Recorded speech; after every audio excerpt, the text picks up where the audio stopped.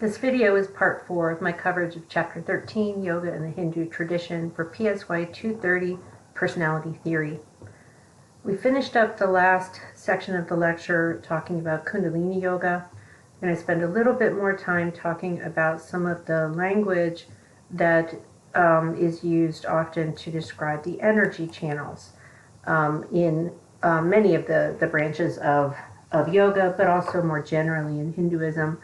Some of you may have just a base familiarity with chakras. You know, there's an aspect of kind of the language of these ideas that has infused some of popular culture in the US and in Western Europe, kind of in New Age beliefs that took hold in the 1980s and 1990s and became quite popular for hobbyists, as well as people interested in crystals and things like that.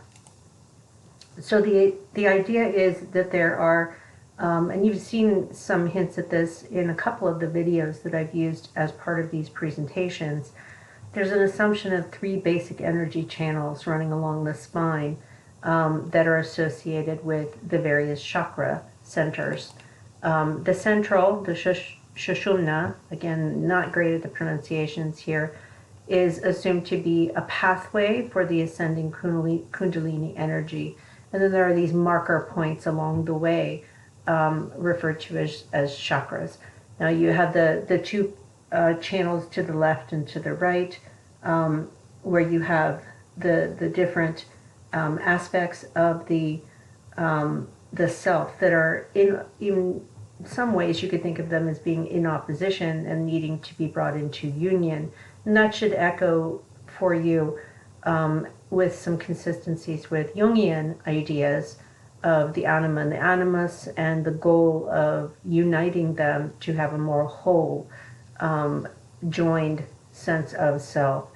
And those ideas are echoed here. Certainly Jung was influenced by Hinduism. He was also influenced by Buddhism and a variety of other thought systems as well. The left channel, the Ida channel, the right channel, the Pingala channel, again associated with the masculine and feminine. The goal is to unite those, which then allows for the Kundalini energy to flow up through the chakra systems. The flow is assumed to be connected to the vital energy, the prana. Meditation as a practice is engaged in order to bring more and more energy into the Sushumna. The stimulation of the dormant Kundalini energy, and remember the common images, the iconography of the coiled rope or the coiled snake. In some of the imagery, you can see the head of a snake representing the risen energy that comes up through the Sushumna channel, through that central channel. And the idea is that as that energy rises, the person becomes more illuminated, or the person has access to illumination, or Samadhi. To take a closer look at these chakras and kind of see the way in which in Hindu tradition and yoga tradition, you have connections to certain kinds of images, certain kinds of icons, connections to certain kinds of animal images, and to the senses. The first chakra is assumed to be at the base of the spinal column. It's earthy, it's elemental. It's seen as being connected to sound as well as the sense of smell. Physically, it's related to the lower limbs, and is often associated with images of the elephant, which symbolizes strength and grounding. The second chakra is just above that lowest chakra. In terms of elements, basic elements, it's associated with water and the color white. It's associated with the hands. The Vam mantra And from animal iconography, it's associated with a crocodile-like animal. If you think about, we have this way of talking about the lizard brain in American culture. It's associated with fertility. Going back to just the base center of our reptilian brain. It's also associated with the sensory system of taste. The third chakra is at the level of the navel. It's associated with the element of fire, and as a result, you get some imagery, some iconography with the sun, and it tends to be associated with the fiery energy of Ram, and the sense of sight. So notice as we're rising through, we're moving steadily in the direction of more complex, more human-like experience. As we rise through the chakra system. The fourth chakra is at the level of the heart, and as you might guess, the color red, and the sense of touch. In some iconography, you have phallic type symbols, and a connection to the animal image of the antelope, symbolizing swiftness and speed. For many in kind of New Age practitioners in Western culture, we talk about the love chakra. In Hinduism, it's not so directly, associated with the relational aspect of love, more in terms of this very kind of physical, touch-based experience, if you're talking about bodily experiences, but also kind of an ethereal opening to the possibility of devotion. The fifth chakra is in the throat region. The ether is the element. The color white comes back into play here again. The bodily association is with the mouth and the skin. The iconography often includes a snow white or an albino type elephant, which simultaneously represents purity and strength.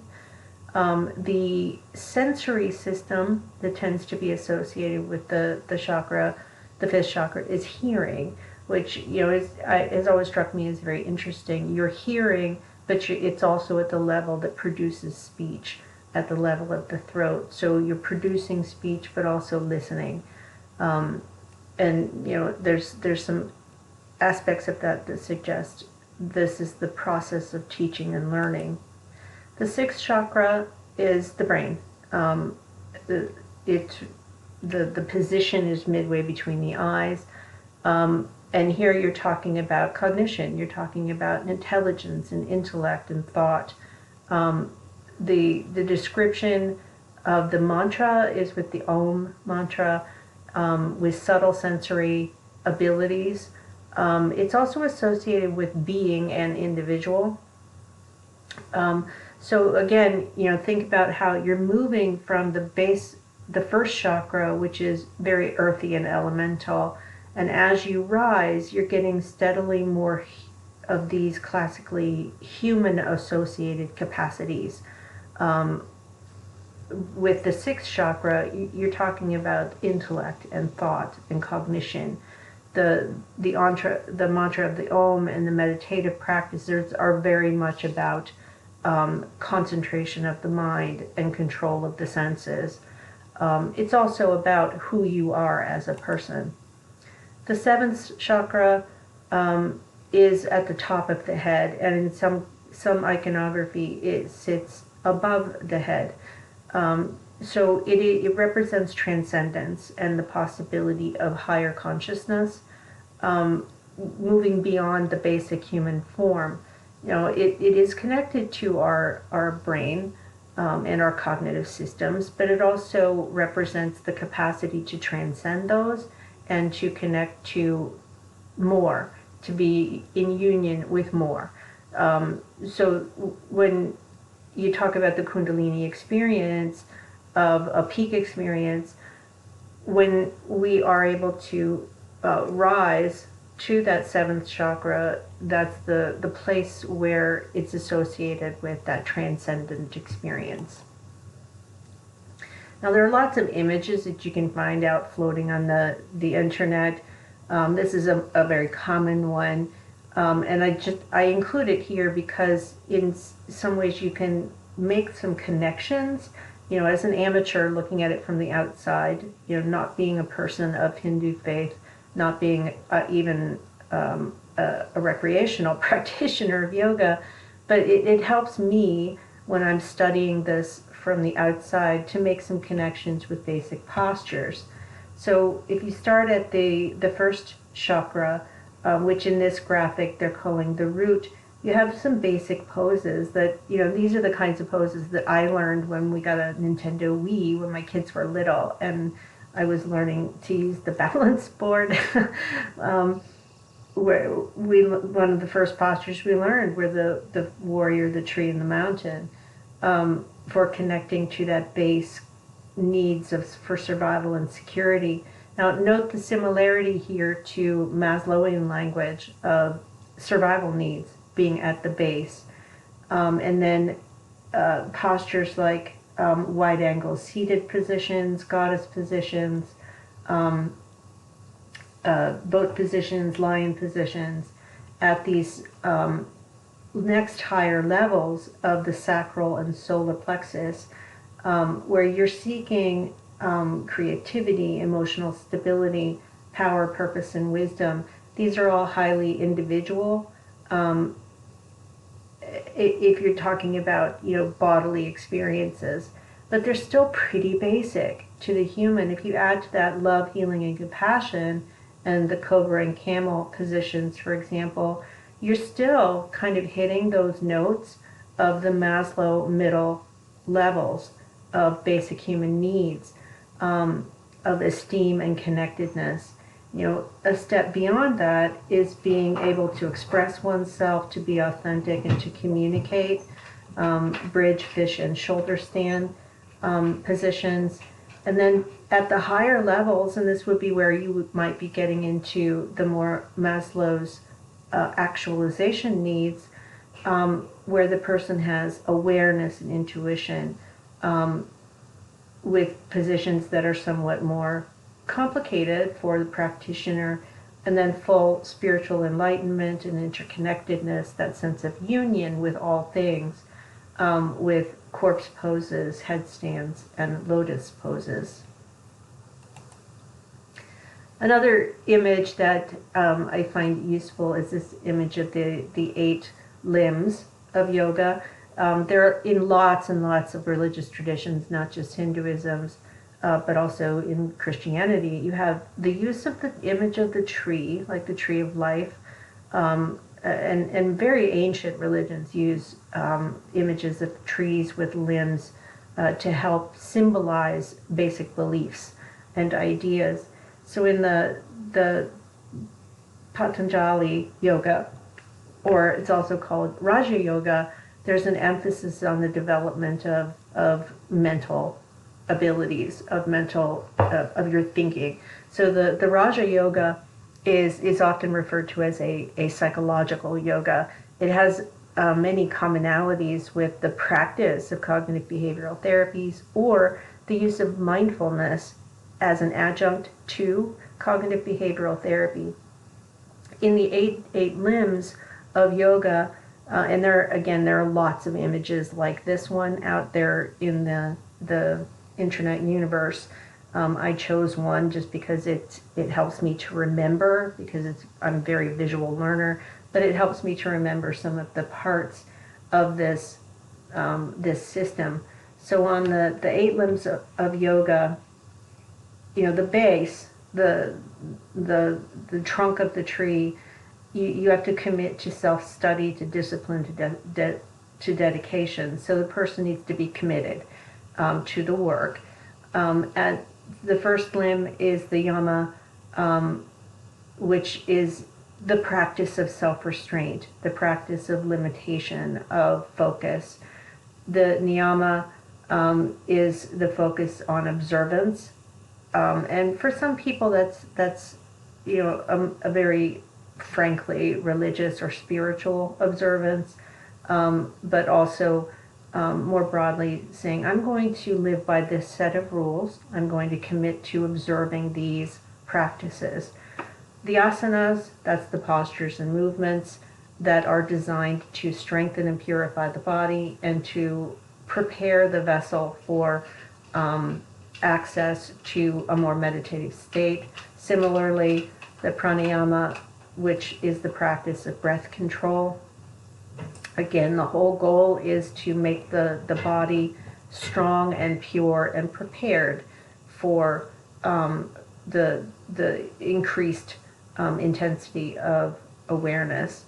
The pratyahara, the withdrawal of the senses, is a practice designed to limit awareness or to control awareness of intruding thoughts, intruding sensory experiences, intruding sounds and sights and smells and so on.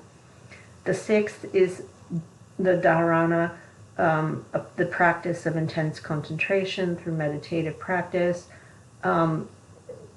included, with the seventh limb, dhyana, which is, the advanced practice of meditation. And through these practicing these 8 limbs, you get to the blissful state of enlightenment, Samadhi. So the practice of this system involves a great deal of mental discipline. It's very cognitivist, especially in terms of committing to a set of observances. The physical practice of asana is designed not so much as being able to practice the exercise. It prepares the body so that the mind can exercise breath control, can control access to the senses, can build the skill of intense concentration in order to engage in meditative practice that allows for the illumination, the state of ecstasy and bliss that is possible through the end result of the practice. So to review, with the 8 limbs of yoga, there is an assumption that people need to restrict themselves. They need to engage in nonviolence. They need to be honest. They can't steal. They have to be chaste, and they can't exhibit greed. The observances are much like what we saw in some of the other forms of yoga, particularly Hatha yoga, where you have a commitment to being pure, to being austere, which means you don't need a lot of obvious signs of wealth, to being content with study and devotion. The third is the use of the postures, the asanas, which cultivate the capacity to be still and to not bounce from position to position, from physical action to physical action. Being able to be in what are often, at least initially, quite uncomfortable positions that require a great deal of concentration. You are cultivating in the body a capacity to A, tolerate discomfort, and B, shut the discomfort out while maintaining these postures. The control of vital energy, it comes in the form of being able to control the breath. Again, it's designed to, if you're bringing under control something that is so completely autonomic, you are literally exerting conscious control over an autonomic system. It's a part of the practice that encourages the capacity to concentrate and to eventually meditate. On the 5th, and your authors use this word interiorization, which is really just a complicated word for something that, while it's not simple, it involves being able to shut out external forces that come, sensory experiences coming in from the outside. Think of a time when you just couldn't ignore noise, when you were trying to focus and concentrate. It can be very frustrating to not be able to ignore noise or sound or sights or smells or whatever. So it's an ability to shut off awareness from those sensory experiences. It can also include being able to shut out nonsense noise coming from your own mind. And that leads pretty directly to the practice of developing concentration, where you are being able to willfully pull your focus of attention to and from various things. Identifying things as distracting and then focusing on only one thing at a time is something that you have to cultivate as a skill and ability. For many of us, we find being able to concentrate on one thing and ignore other things that compete for our attention is a real challenge. Think about all of the things in your space right now as you're listening to this that are competing for your attention. When I look around my desk, I have pens, I have an old watch, I have my backup computer, I have a piece of paperwork that I have to deal with, I have my phone, my watch is on my wrist. I have all these things now that I'm thinking about them I have to do.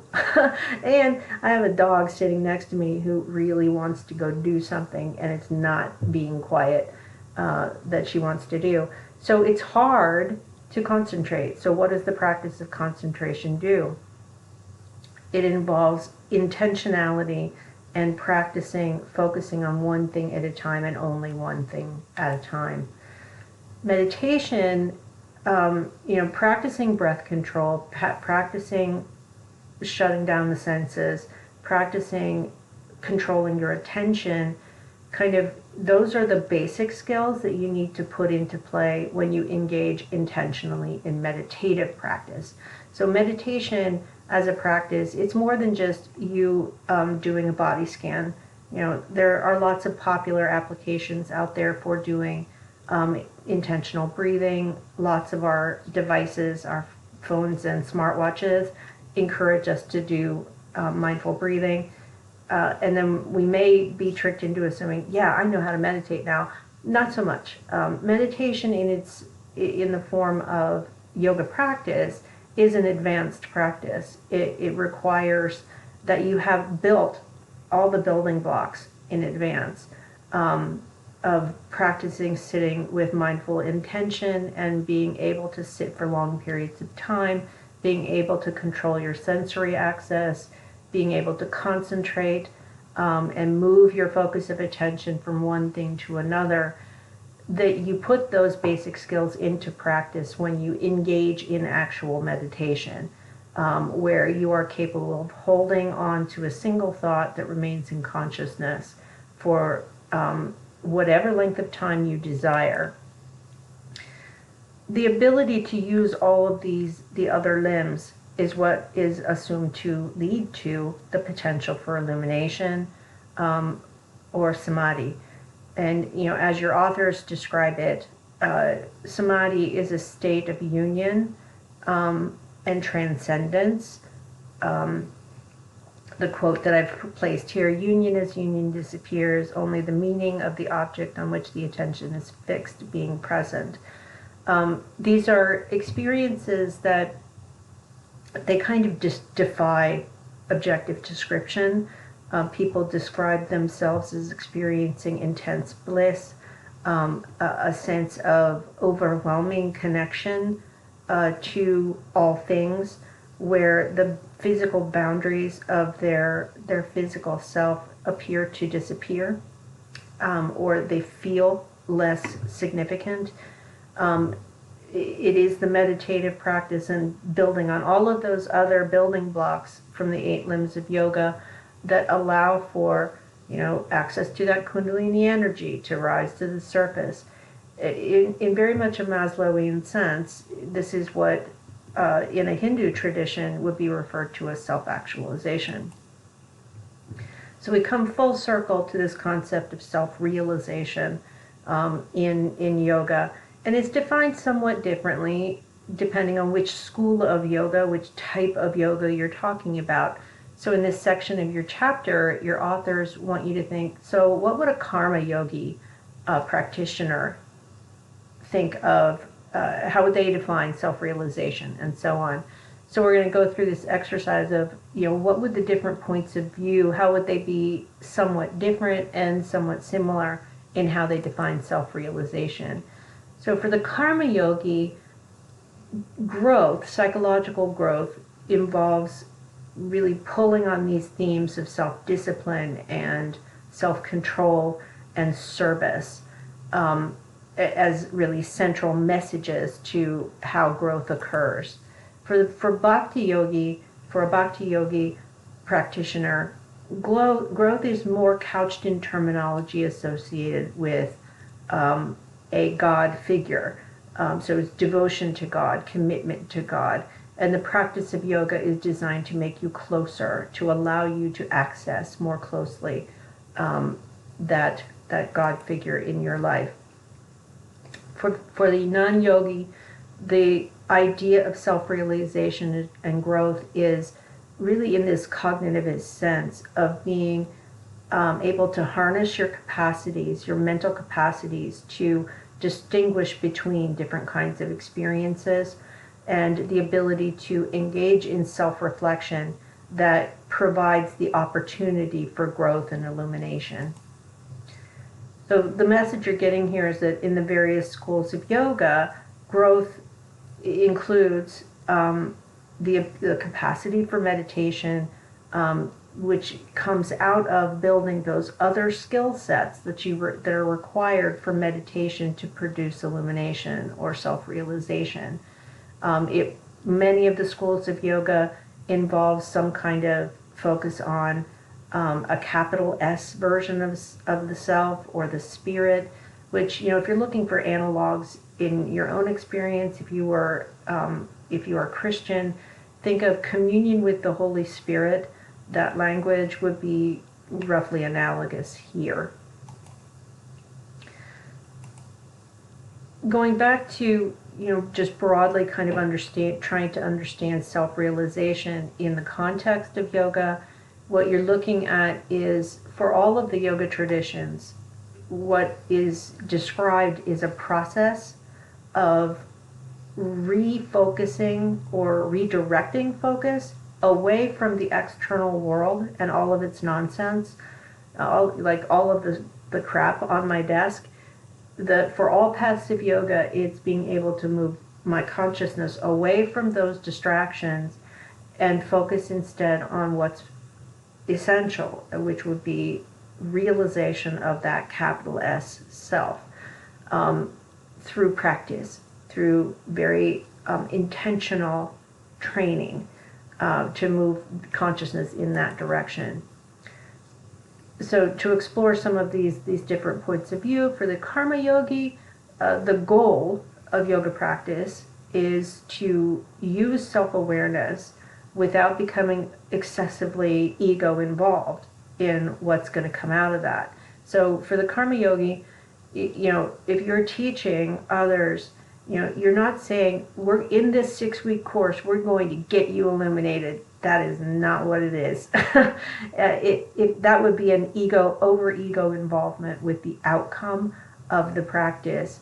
The cultivation of self-awareness has to be pursued without these egoic goals getting in the way, because doing so would be counter to the ultimate goal of the practice. For the bhakti yogi, there's a clear devotional focus, a clear spiritual focus, especially in the language that's associated with the bhakti yoga practice. So the emphasis is always going to be on the spirit. Again, the analog in Christianity, communion with the Holy Spirit. For the jnana yogi, the seeking of the self involves an intentional practice of trying to discriminate between what is self, what is not self, what is real, what is not real. And it goes back to that idea of discriminating between the real and the not real as a pathway to growth and self-development. So what gets in the way? What are the obstacles to growth? In all of the yoga traditions, there is some attention paid to ignorance or lack of awareness of who you really are as a major interference with growth. We'll see this also in Zen Buddhism. When people are over-focused on the body they currently live in, the life they are currently walking in, the petty kind of painful things going on in life, when we're over-focused with those, we are not focusing on our true identity. So we're living in a state of ignorance. The assumption is that if you are currently suffering, if you are struggling, if you have all of these things that are interfering with your life as it exists right now, you're living in a state of ignorance. So the major thing that gets in the way of growth is attending to all of the just details of an everyday existence that can get in the way of our growth. This kind of egoic focus is assumed to come from identification with the self, but in the form of being over-focused on the body and the thoughts that occupy that body. So instead of focusing on who and what you really are capable of, you're getting trapped in egoic concerns. Identification with the body is, or over-identification with the body is assumed to leave people fearful and wanting and feeling limited, feeling like others or situations or circumstances are in control. So when people are operating from a position of fearfulness, from a position of feeling that they lack things, that they are being limited by their world, leaves them feeling angry and anxious and unhappy. That over-identification with the body is an obstacle to self-realization. Over-identification with your cognitions, with your thoughts. So think about times when you've had intrusive thoughts that just won't stop. You know, a time when you couldn't sleep because you were thinking about a problem that wouldn't leave you alone. That's an over-identification with thoughts. It can cause people to be overly emotional, can cause them to be unable to sit still, to be restless, as your authors put it, and so on. The desire, the problem with desire in terms of it being an obstacle to growth, when we get too focused with the body, we get too focused on pleasure and the avoidance of pain. Many spiritual traditions have a focus on being able to set aside desire, and desire being a risk, desire being something that can interfere with our relationship with the divine or the spiritual. Aversion is also seen as an obstacle to growth, where we kind of have our minds really focused on how do I avoid pain, how do I avoid suffering, how do I avoid this and this and this. Living life that way is seen as interfering with growth because you're so focused on avoiding pain that you aren't able to allow access to these higher level possibilities. So it keeps you trapped. And then, obviously you could wrap all of these up in fear. Fear is a major obstacle to growth because it connects to the deeper structure thing of fearing the ultimate death of the body that you currently exist in. And in Hinduism, there's no belief in a permanent, singular body. We are energy. We currently occupy a physical space, but there's no necessity for that to be the only one. By living in fear of the death of this current physical state, people are over-identifying with the body. So, the theme here is over-identification with the physical body, with the thoughts that inhabit that physical body, leaves us in an egoic state. That egoic state